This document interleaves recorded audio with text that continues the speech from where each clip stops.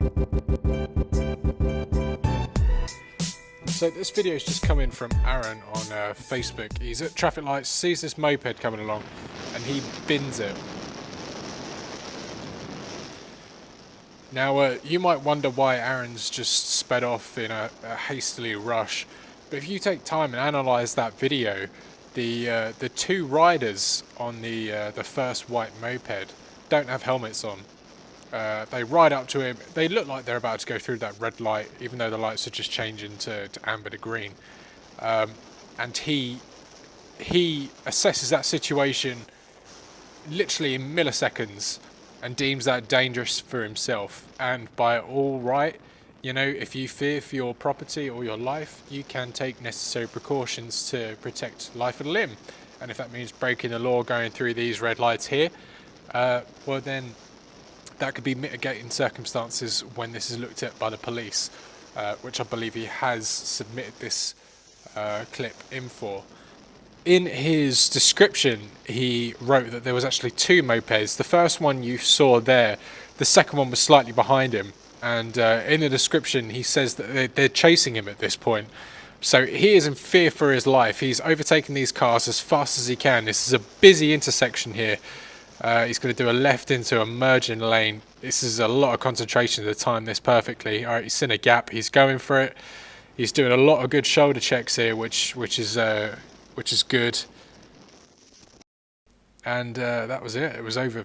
It's just kind of scary how quickly it can go from, you know, sitting at the lights, waiting to get home, to running literally to protect your transport, your means of your livelihood. So guys, whilst you're out there, just keep your eyes peeled. Always stay in first gear whenever you're at lights. You know, it's very easy to knock it into neutral and just to chill in neutral and relax, kick back with your arms. I do it all the time. I'm guilty, you know, just as the next guy. But Aaron had it spot on here. He was in first gear. He was ready to go. And as soon as they rocked up beside him, he gave them no opportunity to jump on him. He was gone. I mean, we can all learn a lesson from Aaron here. You know, just always be expecting the non-expected. Aaron did a good job getting away there, so well done to that guy.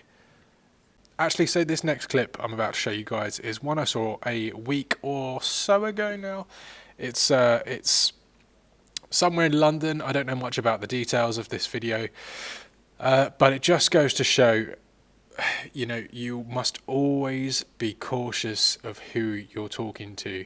You know, I'm a very skeptical person. I don't usually trust a lot of people, but this is where you've got to keep your hat on, your keep calm, collected hat on at all times. All right, so let's break it down and watch it now. Hey mate, how you going? You all right? Still here?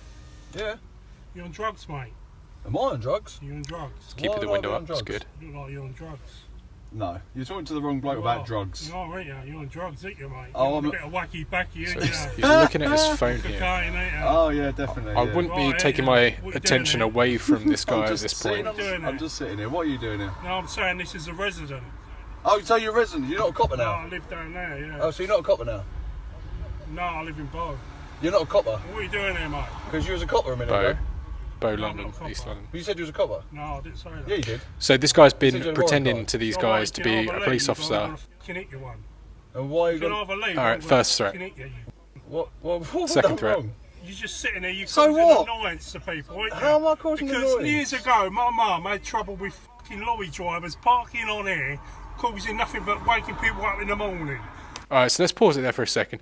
So this guy clearly has underlying issues. I would likely say mental issues, because this is not a normal train of thought that usual people would be thinking. This guy's related like childhood memories of his mum and them having problems back in the day. So, you know, it's something to be kind of very wary of when you're dealing with this kind of thing with people.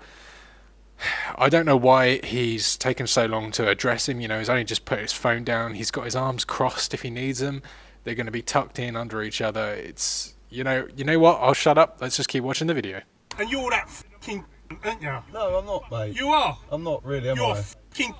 Mate, you need to calm You're down. causing trouble, aren't you? How am I causing? I'm not making no noise. Fuck off. Go on. You haven't out, fucking get I'll out. fucking hit Get you, out, won't you? Oh, get out. I'll fucking hit you, you Get cunt. Get out. Fuck off. No, you. You jog on. Fuck off. You. Listen. Get out. Go on. Fuck off. No, you. Hey. Do you want to Alright, so let's pause it there for a second. So he's opened the door at this point after his car, well, his glass has been punched 2 times, I think it was. That's probably your opportunity to punch it and go, you know, get that engine idling, get ready to go, get in first gear and be gone if you need to. But he's going to open the door, open up his opportunity for this guy to attack him, and well, we'll see what's going to happen next.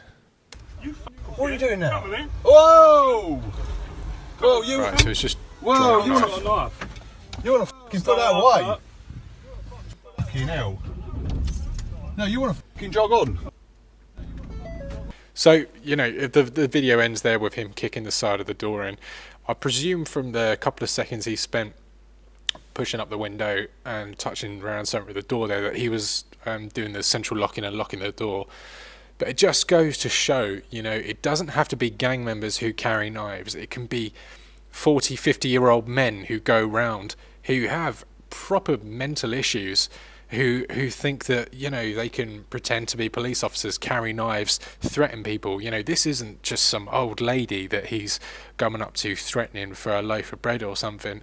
This is two, I mean, they look like well-built builders, you know. They weren't, you know, like skinny little sods from around the estate. These guys were, you know, fairly broad, and yet this guy is going up to them and bringing the fight to them. So that just goes to show no one is protected from this. No one is immune from knife crime. And this last week, I mean, knife crime has blighted London. 14-year-old boy has been knocked off a moped. He shouldn't be riding a moped. Okay, you know, you got to be 16, 17 to ride a moped. He could have been in a gang. No one really knows. His parents deny it. But at the end of the day, it's a 14-year-old boy has been knocked off his moped and stabbed multiple times to death. Another man in East London a couple of days ago now has been stabbed again, and unfortunately lost his life. Last week there was a guy in his 50s travelling on a train with his son who was stabbed in an altercation and eventually succumbed to his wounds and died. And now his son witnessed that on board a train. The knifeman got off at the next station and ran away. You've really, as bikers, got to be careful whilst you're out there. You've got this big group of people who do not value life. They don't value your life, they don't value their own, and they will go out and do whatever they please. And now we can't stop them. It's not down to us to stop them. It's up to us to protect our own lives. So at this point, I strongly believe this van driver should have just locked his door, should have just stopped the conversation there and said, all right, mate, jog on, lock the doors, windows up, and just roll on to the next place. You know, they're probably trades guys. They've probably got a big old chipper that cuts up wood at the back of their van or something. They probably should just have driven off, you know. But yeah, again, reiterating the importance of assessing and judging situations critically. You know, the people that live the longest are the ones that are the most skeptical about stuff and who aren't naive.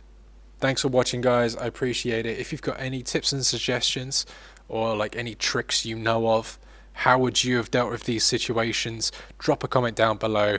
I'll look and reply when I can. And the best and most sensiblest ones, I'll pin them. So guys, stay safe, ride responsibly, and I'll catch you in the next one. Legit out. Gotcha, bitch.